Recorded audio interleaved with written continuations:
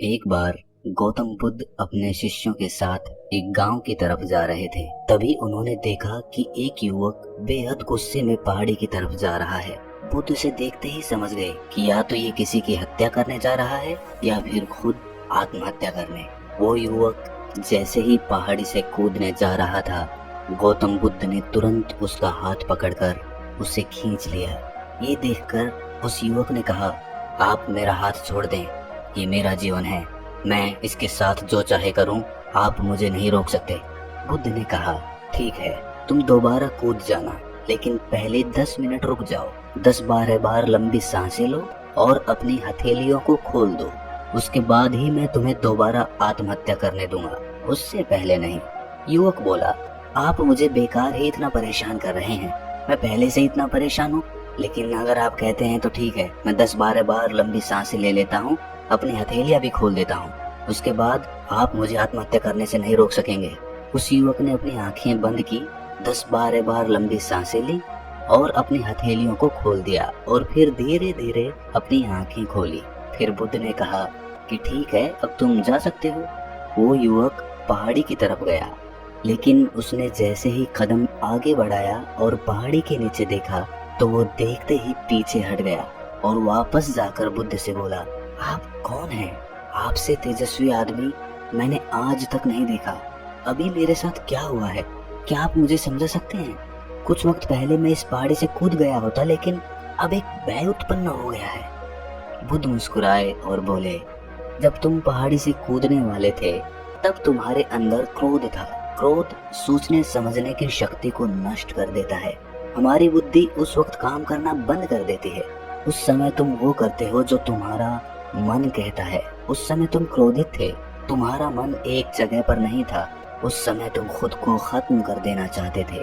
लेकिन जब तुमने अपनी आंखें बंद करके लंबी सांसें ली और अपनी हथेलियों को खोला, तब तुम्हारा दिमाग और मन दोनों शांत हो गए और तुम्हारी नकारात्मक ऊर्जा सकारात्मक ऊर्जा में बदल गई, जिसके कारण तुम्हारी बुद्धि को नियंत्रण प्राप्त हुआ और तुम सही निर्णय लेने में सक्षम हो सके। ये सुनकर युवक बोला, आप कौन हैं?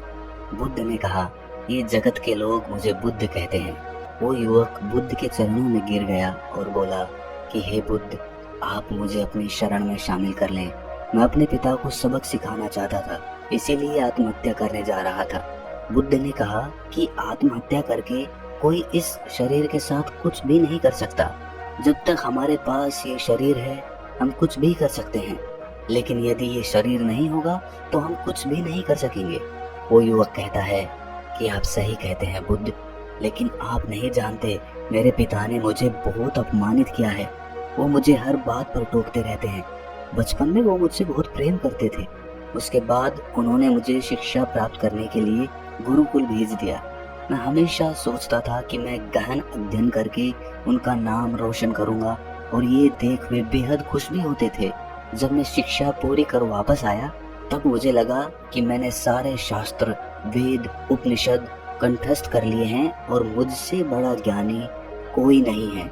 तब वो खुश होने की जगह मुझसे कहते हैं कि अपने आप को ज्यादा ज्ञानी होने के भ्रम में मत डालो और ना ही खुद में इतना अहंकार लाओ। अरे मैं तो उन्हें दिखाना चाहता था कि मैंने कितना गहन अध्ययन किया है। मैं बड़े बड़े शास्त्रार्थ में जाने लगा। सभी मेरे ज्ञान से प्रभावित होने लगे। सभी ने मुझे बहुत महान ज्ञाता माना, लेकिन मेरे पिता ने नहीं माना। वो मेरे शास्त्रार्थ के बीच में पहुंच जाते और मेरे बताए गए ज्ञान में कुछ ना कुछ कमी निकालते रहते और सबके आगे मुझे अपमानित भी करते। वो मेरे साथ रहने वाले मित्रों को भी अपमानित करते थे। वो कहते थे कि वो मेरा जीवन बर्बाद कर देंगे क्योंकि वो मेरा साथ देते हैं, मेरे ज्ञान की प्रशंसा करते हैं। मैं समझ नहीं पा रहा था कि वो ऐसा क्यों कर रहे हैं।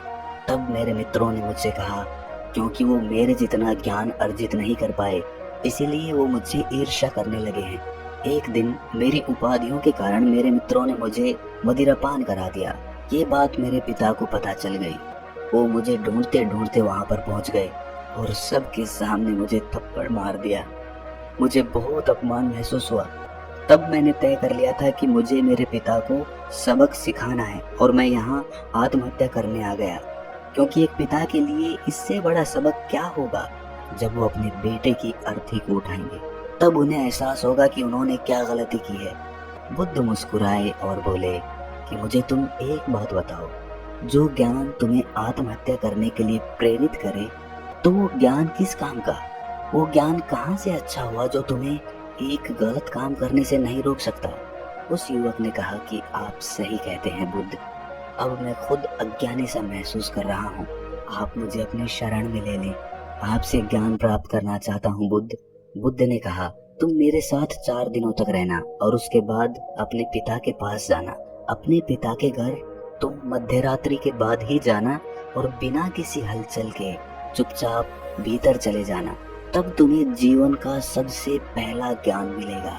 वो युवक 4 दिनों तक बुद्ध के पास रहा और उसके अगले दिन पिता के पास चला गया। जब मध्यरात्रि वो अपने घर पहुंचा तो उसने देखा कि उसकी माता बिस्तर पर बहुत बीमार पड़ी हुई है और युवक के पिता से कह रही है कि तुम्हारी सख्ती के कारण आज मेरा बेटा मुझसे दूर है। अगर तुम इतने सख्त नहीं होते तो वो आज घर छोड़कर नहीं जाता। वो युवक अपने पिता की तरफ देखता है। वो देखता है कि उनकी आंखों में आज तक आंसू नहीं थे, पर आज उनकी आंखें नम हो गई थी। उसके पिता कहते हैं कि मैं उसे दुख नहीं देना चाहता था, बस उसके अंदर के अहंकार को मिटाना चाहता था। तभी उसके अंदर की कमियों को उसके पास जाकर बताता था, ताकि मुझे सुनकर कोई और भी उसकी कमी को उसे बता सके और उसके ज्ञान का घमंड खत्म हो सके, क्योंकि आदमी का अहंकार उसे हमेशा ले डूबता है। लेकिन उस भीड़ में मेरे सिवा कोई नहीं था जो उसको उसकी गलतियों के बारे में बताता। तब मैंने तय कर लिया कि मैं उसे उसकी गलतियों से अवगत करा कर रहूंगा, लेकिन वो मेरी बात ना सुनकर हमेशा अपने मित्रों की सुनता था। और एक दिन जब उसने मदिरा पान किया तब मेरा दिल बहुत दुखा और तब मुझे लगा कि शायद मेरी परवरिश में ही कोई कमी थी।